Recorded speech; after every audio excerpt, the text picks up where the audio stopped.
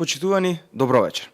Оваа недела вечер ја посветуваме на дигиталната трансформација во Македонија, по-конкретно дали сме ние спремни за дигитална трансформација, односно дали сме спремни за сајбер безбедност, да се справиме со оние закани кои што ни доаѓаат на нашите мобилни уреди, на нашите мејлови, на нашите социјални мрежи.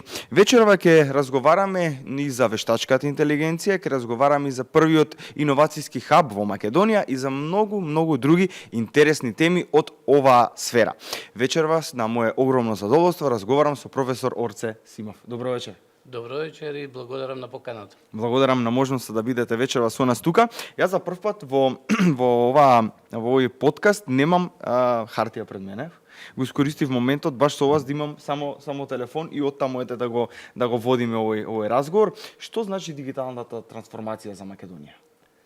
Дигиталната трансформација е неопходност за Македонија како држава, а е неопходност и за компаниите кои што работат во Македонија или во било која друга земја во светот. Дигиталната трансформација носи многу бенефити за граѓаните, за стопанството, за економијата, за државите, така што јасен е патот кон дигитална трансформација. Дигиталната трансформација овозможува многу доколку зборуваме низ призмата на држава, на државни институции за темата дигитална трансформација, тоа ќе овозможи многу подобри услуги и оптимални услуги за граѓаните и стопанството. Изминатиот период, изминатите 4 години живееме низ времење на кризи. Прво ја имавме здравствената криза, потоа дојде енергетската криза, па финансиска криза. Сега зборуваме за криза на трошоци за живот, каде што стандардот на граѓаните се намалува затоа што платите растат многу поспоро отколку што растат трошоците и многу студии во овој период се прават на разни теми.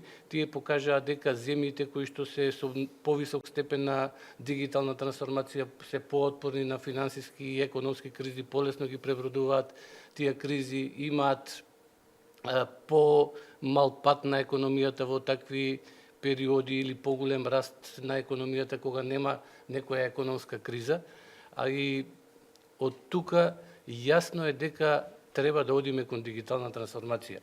Последниот извештај што го имаше Европска унија за нивото на дигитализација, односно дигитален пристап кон услугите на државите во Европа, од 2021 до 2023 беше тој извештај, за жал покажа дека Македонија е на последно место во Европа по дигитална трансформација.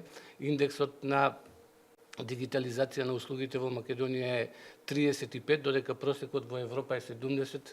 Најдигитализирани земји во тој извештај се Малта и Естонија со индекс 96 и 92 респективно.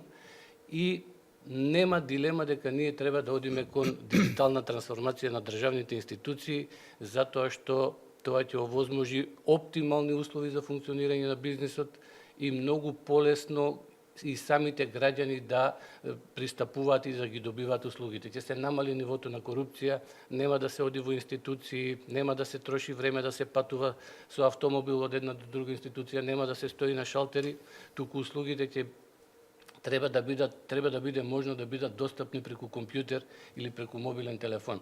И сега таа дигитална трансформација, што значи таа дигитална трансформација? Тука кога зборуваме за тоа се појавуваат неколку термини, некои пати се мешаат тие термини. Едниот е да речеме дигитизација. Тоа значи дека некои аналогни документи треба да се претворат во дигитални документи, да одредена архива или документација или некакви аудио, видео и така натаму материјали да се дигитализираат, да се претворат во некоја дигитална форма, некои што не се во дигитален формат, например снимени аудио и видеа на магнетни ленти и така натаму, или документи на хартија. Тоа е дигитизација. Дигитализација значи некој постоечки начин на работа да го замениме со начин на работа со информациони средства. Меѓутоа, тоа во денешно време не е доволно. Ние треба да одиме на дигитална трансформација. Дигитална трансформација е нешто повеќе. Тоа значи пред да пристапиме кон дигитализација, да ги проучиме процесите и да ги проучиме и потребните документи за тие процеси. Тоа да го оптимизираме, да ги редефинираме. Значи, треба да ги редефинираме услугите на државните институции, кога зборуваме низ призмата на дигиталната трансформација. Значи, треба за секоја институција која што постои да направиме листа на услугите што таа институција ги дава кон граѓаните и кој стопанството, да видиме какви документи се потребни, кои служби се поминуваат за да се заврши таа услуга и да го оптимизираме тоа. Тоа значи дека треба да го направиме наједноставно што е можно, но не и поедноставно од тоа. Тоа значи дека треба да ги отстраниме сите документи што се непотребни, но не да отстраниме некои што се навистина потребни. Или треба да ја дефинираме патеката на патување на случајот низ одредена институција да биде најкраток можен, но не пократок од тоа, што значи дека не треба да направиме нешто и да испуштиме нешто, да изфрлиме нешто од процедурата што ќе ја наруши самата услуга.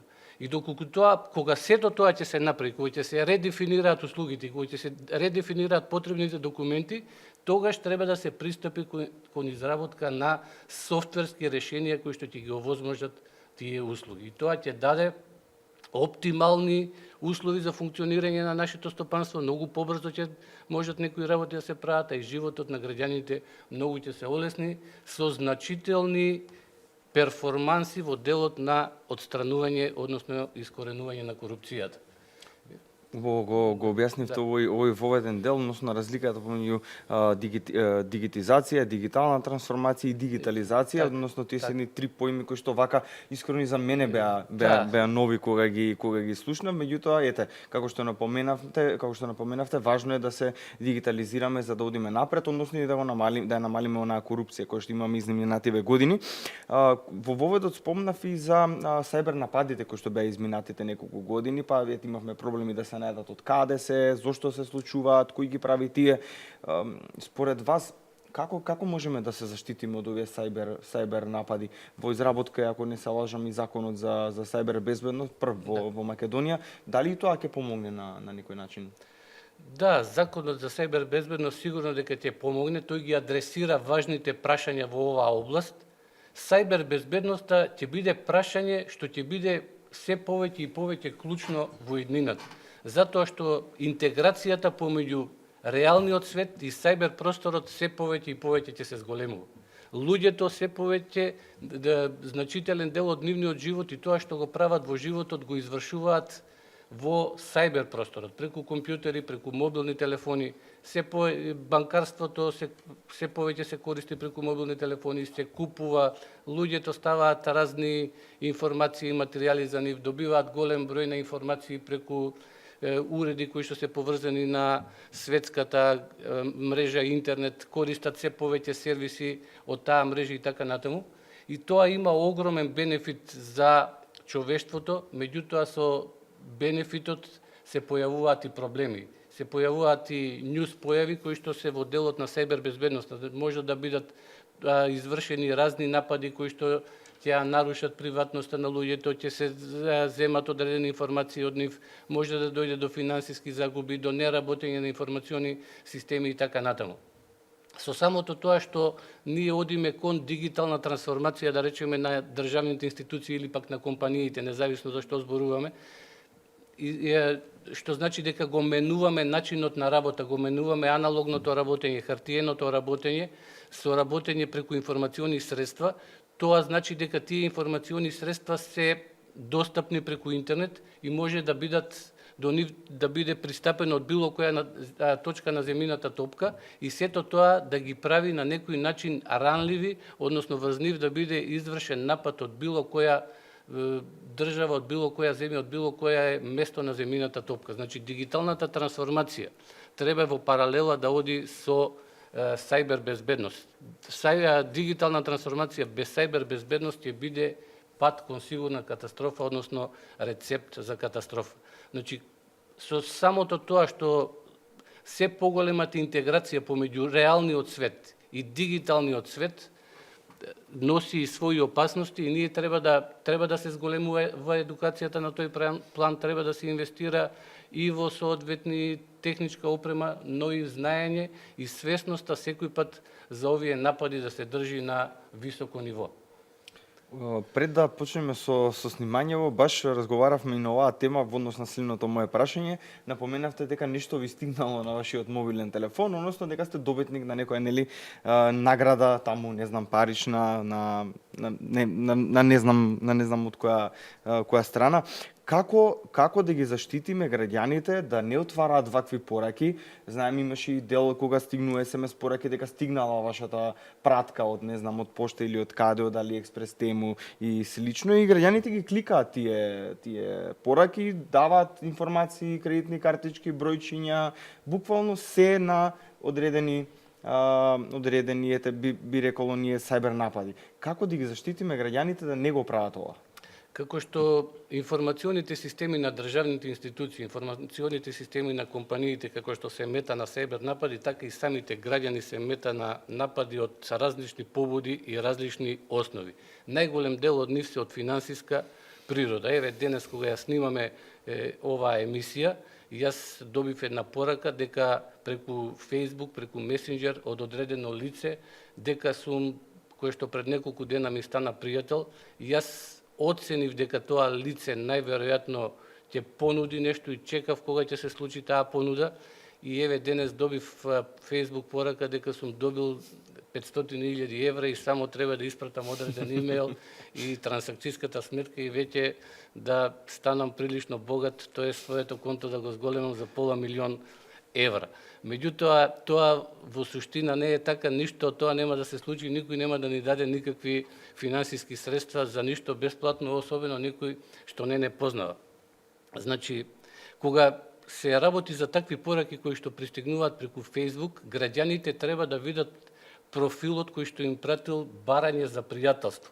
Прво, може со висока веројатност да се оцени дека таквиот профил има некоја друга нечесна намера. Може да се види дека тој профил е направен пред неколку дена, дека нема многу постови на него, дека нема многу голем број на пријатели и дека тие неколку постови што ги има од блиското минуто имаат по 0 или по 1 или 2 лајка. Значи веднаш се оценува дека тој профил не е реален. Понатаму, кога ќе дојде некоја таква порака, еве во таа порака што ја добив јас денес, лицето ми пишува дека е болно од некоја од рак во терминална фаза и 500.000 евра сака да ги поклони.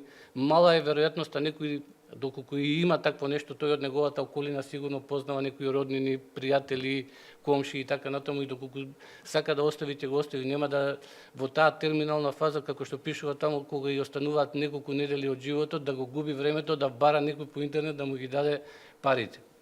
Тамо пишува дека доколку сакате да ги добиете тие средства, треба да пратите имејл порака на одредена имејл адреса и така натаму. И потоа ќе следува дополнителна комуникација. Ќе почне тука, еве сега средствата се обезбедени, меѓутоа за да може да се исплатат треба да се плати на пример 1000 евра за некакви нотарски услуги или банкарски трошоци и така натаму, и ќе ви дадат жиросметка кај што вие треба да уплатите, и вие ќе уплатите 1000 евра, очекувајќи после да добиете милион или пола милион.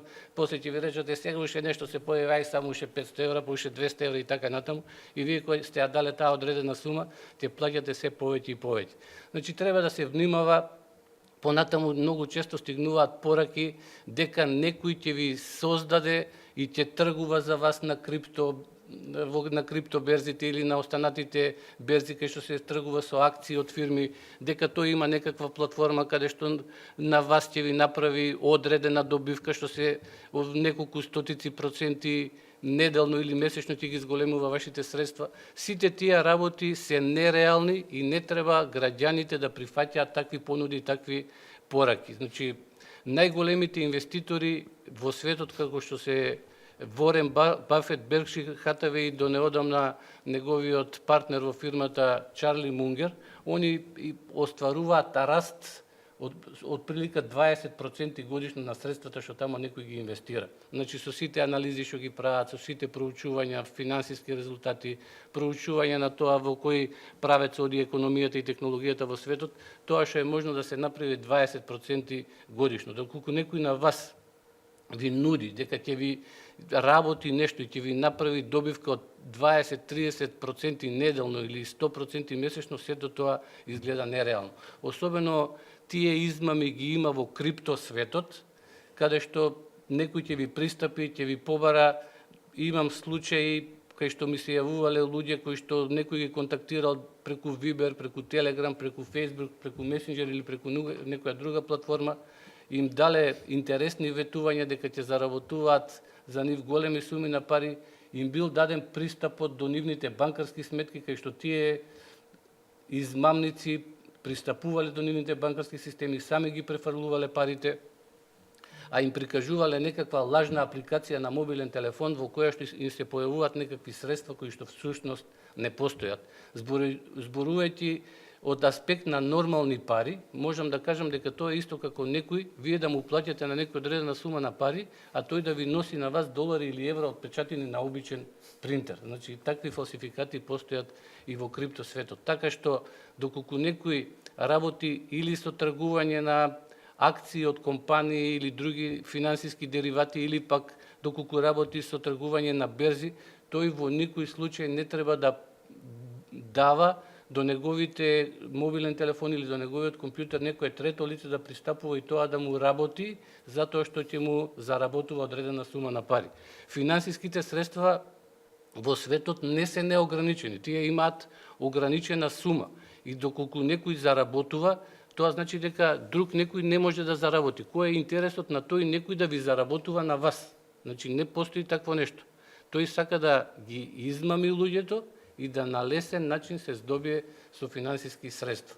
Понатаму треба да се внимава од тој аспект кога зборуваме за граѓаните, да речеме да внимаваат кога ќе добијат некоја SMS порака. Сега многу луѓе купуваат преку разни онлайн платформи и во светот и во Македонија.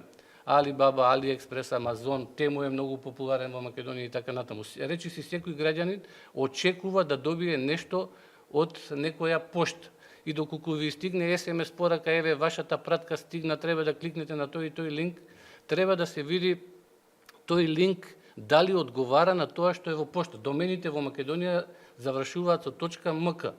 Треба да се види дали линкот завршува со .mk. Тие линкови водат кон одредена страна.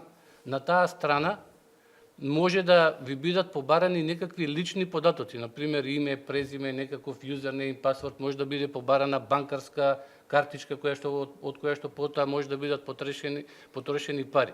Едноставно, доколку добивате порака, да речеме, од Македонска пошта, тие беа многу карактеристични SMS пораки во последно време, и таму во неа има некаков линк, треба да се обрне внимание на линкот, да се види дека тој URL или Uniform Resource Locator не содржи, не одговара неговата содржина на доменот на Македонска пошта.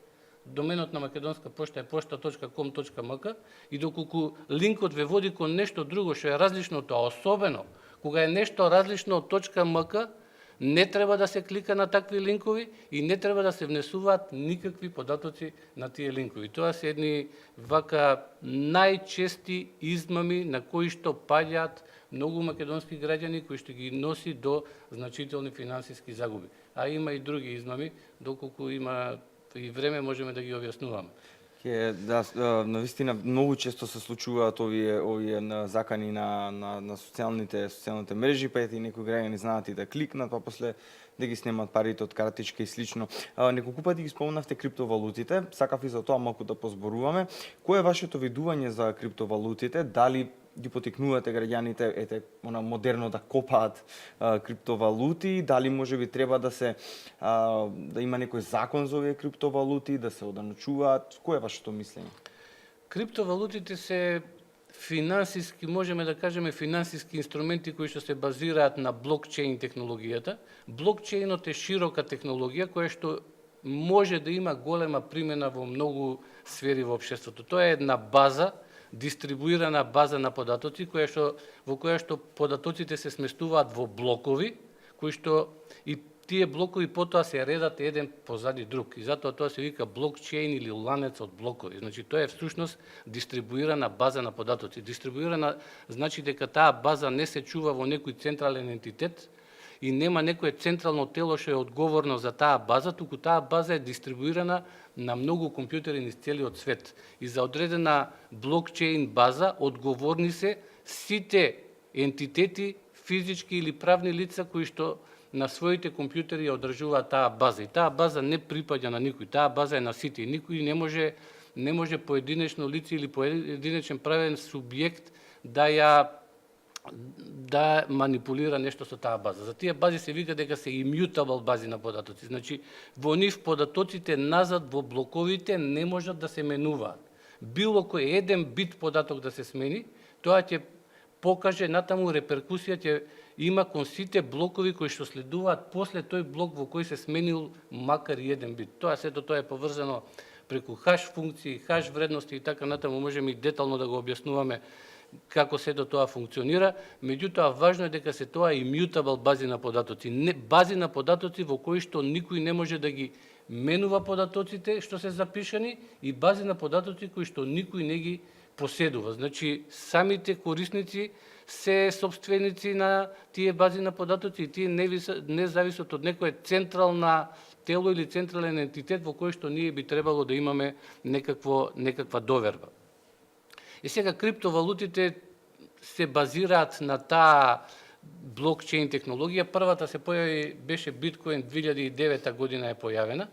Тие во моментот имаат сите криптовалути во светот што се котираат на најпознатите берзи имаат маркет капитализација од 2,7 трилиони долари, значи прилично голема вредност. Тие овозможуваат одредени бенефити. Има различни криптовалути кои што имаат различни функционалности. Например, најпозната е биткоин, која што може да се користи за чување на вредност.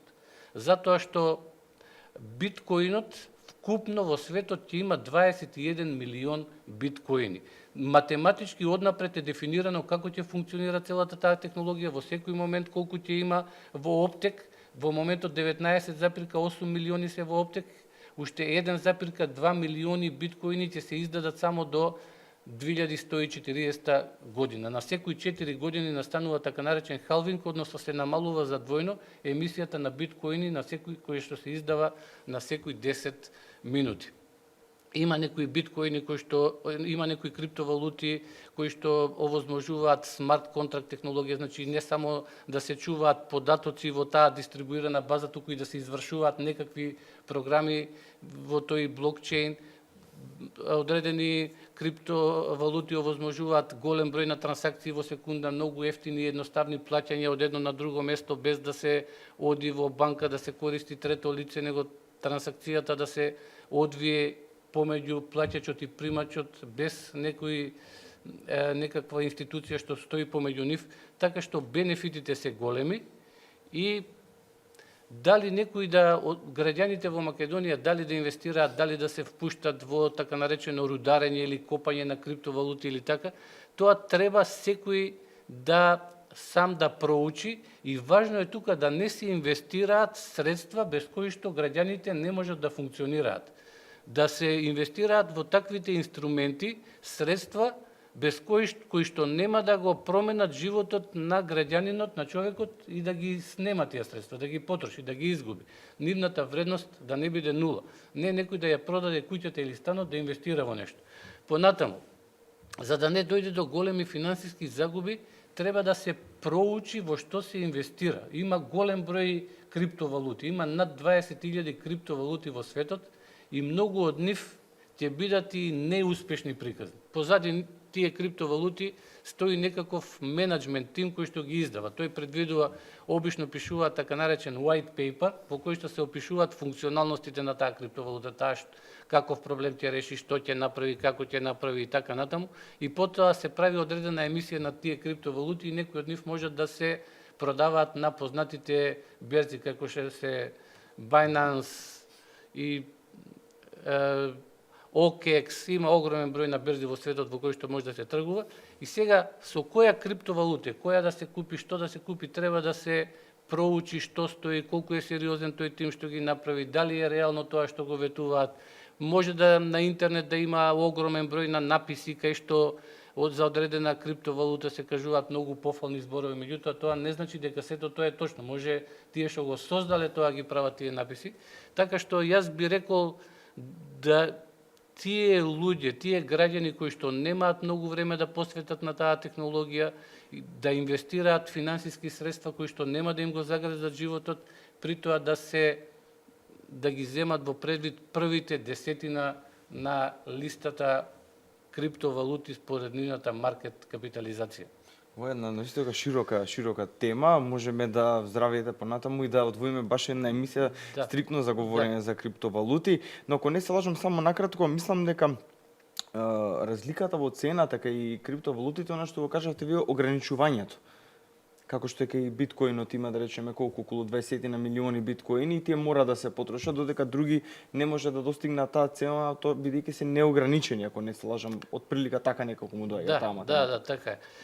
Биткоинот, кога е дефиниран каков ќе биде неговите функционалности, како ќе функционира, дека блокот кај биткоинот ќе трае 10 минути и во тие 10 минути сите трансакции што ќе се случат, ќе се стават во одреден блок, потоа ќе се најде одредена хаш вредност што ќе биде помало од одредена вредност, односно напред има одреден број на нули, па на секои 4 години дека ќе се намалува наградата што се доделува во биткоини за тој што го ископал во наводници, односно што го нашол тој нонс што предизвикува хаш вредноста од функцијата на целиот блок да биде помало од одредена вредност.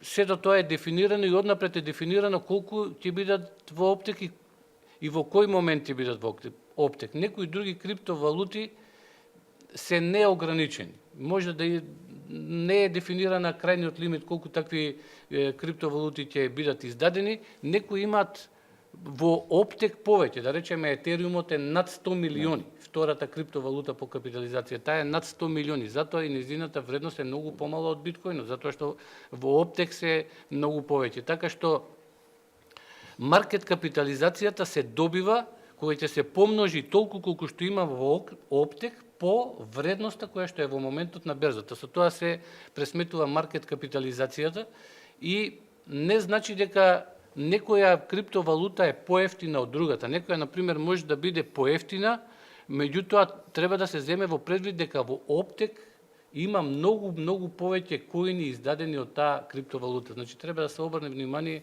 и на тоа колку има во оптек и дали тоа што вкупно би можело во иднина да го има во оптек е ограничено на одредена вредност или не е ограничено. Наистина широка тема, имам уште неколку прашања, но би сакал да ги спојам во едно.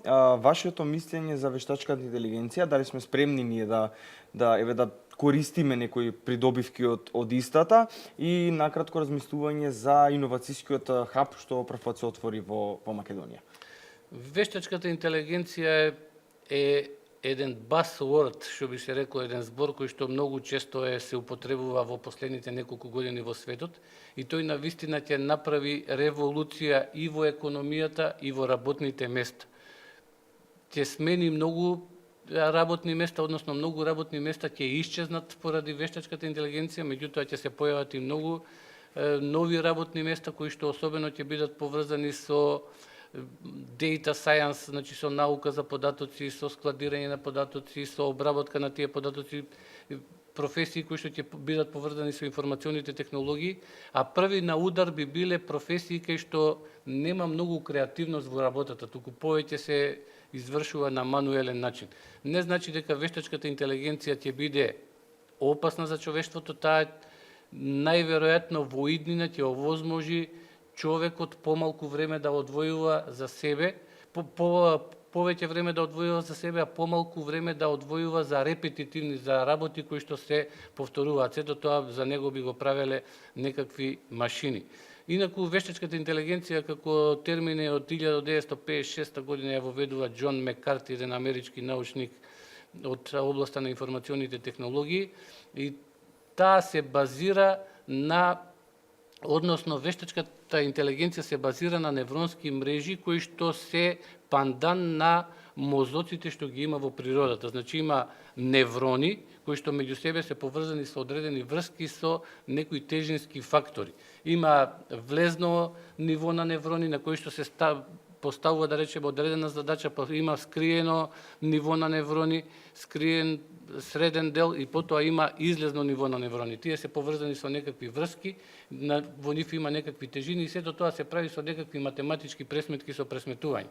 Така што е прилично пресметковно интензивно тоа, потребни се многу процесирање за да одредена невронска мрежа се научи на нешто, таа прво се тренира на одреден познат сет на податоци и се дава одреден влез за која што е познат излезот и се тренира да се наместат на одредени вредности тие тежински фактори за да може да дава понатаму точни резултати и таа ќе може се повеќе и повеќе и во по-интелектуални и креативни работи да го заменува самиот човек. И сега вештачката интелигенција може да се каже дека во исто време ќе изголемува разликата и ќе ја намалува разликата. Таа ќе ја зголемува разликата зборувајќи и на ниво на човек, а зборувајќи и на ниво на држава. Доколку некои луѓе кои што имаат, да речеме, поголема разлика во нивните интелектуални капацитети и двајцата од нив користат вештачка интелигенција, тогаш таа разлика меѓу нив ќе се намали. Значи, вештачката интелигенција ќе ја намали разликата. Меѓутоа, доколку имаме двајца луѓе кои што имаат исти интелектуален капацитет, едниот од нив користи вештачка интелигенција, другиот не користи вештачка интелигенција, меѓу нив разликата ќе се зголеми. Значи, затоа велам дека вештачката интелигенција и ќе ја зголемува и ќе ја намалува разликата. Истото се подразбира и за земите, за економиите, за државите. Тие земји во кои што ќе се користи, тие економии во кои што ќе се смогнат сили да се користи вештачка интелигенција, ќе имаат многу поголеми предности од земјите кои што нема да користат вештачка интелигенција. Затоа ние, како народ, како држава, треба многу побрзо да се прилагодуваме кон тоа што како новитет се случува во светот. Да не сме касни прифаќачи на новите технологии, да бидеме рани прифаќачи на новите технологии. На тој начин ќе можеме да генерираме поголем бруто домашен производ и поголема додадена вредност. Ние, за жал, последните 30-40 години во Македонија не зборуваме кога зборуваме за одредена технологија, ние не зборуваме за сегментот дали ние ја креираме таа технологија во светот, него ние зборуваме за сегментот дали ќе можеме да ја примениме таа технологија. За жал, се повеќе и повеќе е случај каде што во светот некој создава нешто, некаква технологија, и ние овде зборуваме дали ќе ја применуваме или не, тоест и се мачиме со тоа, со незината имплементација. Значи, ние зборуваме на тоа пониско ниво, да речем, за таа технологија, а не за самото креирање на таа технологија. Тоа сега во светот што се случува и во овие најнови технологии, и во вештачката интелигенција, и во телекомуникациите и така натаму, може да се види дека Америка е водечка земја, меѓутоа таа се труди да го задржи приматот кој што е загрозен од Кина. Кина има навистина многу добри иновации, многу силни компании кои што стануваат се поинтересни и нудат одредени производи и услуги кои што навистина се добри и се достапни. Додека Европа на некој начин, а и ние сме во Европа, можеби ние сме овој регионот Европа, Балканот, сме најслаб економски регион во светот, самата Европа заостанува во тој дел. И накратко само за иновацијскиот хаб, колку е значен за Македонија и мораме да привршуваме. Европскиот дигитален иновацијски хаб е прилично значен за Македонија затоа што тој низ неколку видови на услуги како што е тестирај пред да инвестираш, обуки за дигитална трансформација, понатаму пристап до инвестиции, вмрежување и така натаму, значи овие 4 инструменти ќе овозможи да полесно се изврши дигитално и полесно и по економски оправдано се изврши дигиталната трансформација и за малите и средните предпријатија, па погодни за аплицирање во дигиталниот иновацијски хаб се и државните институции. Значи, една од главните пречки за да се направи дигиталната трансформација е недостиг на кадар и недостиг на финансиски средства. Информатиката е област која што овозможува, како ниедна друга област, да живеете во Македонија, а да работите за високо развиените земји, каде што и платите и бруто домашните производи се многу поголеми од Македонија. И затоа, во најголем дел, нашите IT лица работат за некои компании и создаваат тие производи и услуги за компании кои што се во другите земји. Не останува многу кадар за Македонија.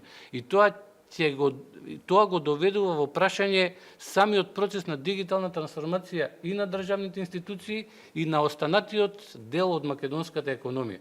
За да ги надминеме тие проблеми, за да ги адресираме, да ги решиме тие проблеми, една од формите е преку Европскиот дигитален иновацијски хаб, каде што одредена компанија или институција пред да инвестира и да потроши средства во некое дигитално решение, може претходно да го тестира и да види дали тоа ќе заврши работа. Понатоа ќе има голем број на обуки од областа, од интересни области, меѓу кои што ќе биде дигиталната трансформација, сајбер безбедноста, индустријска автоматизација, зградна автоматизација и така натаму. Понатаму ќе има можности да се добијат информации околу инвестирање во иновации и иновативни проекти, а ќе има и активности околу вмрежување на компании, за да се дојде до нови контакти, за да се направи некој матчмейкинг помеѓу некои што нудат одредени производи и услуги, на други што им се потребни тие производи и услуги, па и во тие нетворкинг, во тие настани од вмрежување, ќе можат да се разменуваат идеи помеѓу учесниците на тие настани, така да од тие идеи се израѓаат некои нови идеи кои што ќе решат и некои поголеми светски проблеми, а на тој начин ќе се овозможи да настане и некој поголем економски субјект кој што ќе има и поголема пазарна капитализација и ќе носи поголеми приходи во државата. Професор, јас многу ви благодарам за вашето вечерашно гостување. Се надевам дека навистина ги опфативме најважните теми од информатичкиот дел, односно дигиталната трансформација, зборувавме за криптовалутите, сајбер безбедноста, вештачката интелигенција, односно се она кое што следи понатаму во животот како тренд, а ние мораме да го следиме тој тренд. Благодарам уште еднаш и на вас за поканата. Ви благодарам. Почитувани гледачи, благодарам и вам на вашето внимание. Се надевам дека бевме интересни. Навистина зборувавме за многу важни сегменти од дигиталната трансформација, криптовалутите, сајбер безбедноста, вештачката интелигенција, како можеме ние да ги искористиме тие за понатаму да донесеме економски раст во државата. Ви благодарам за вашето внимание и се гледаме во следната епизода. Поздрав и секој добро. Мислам дека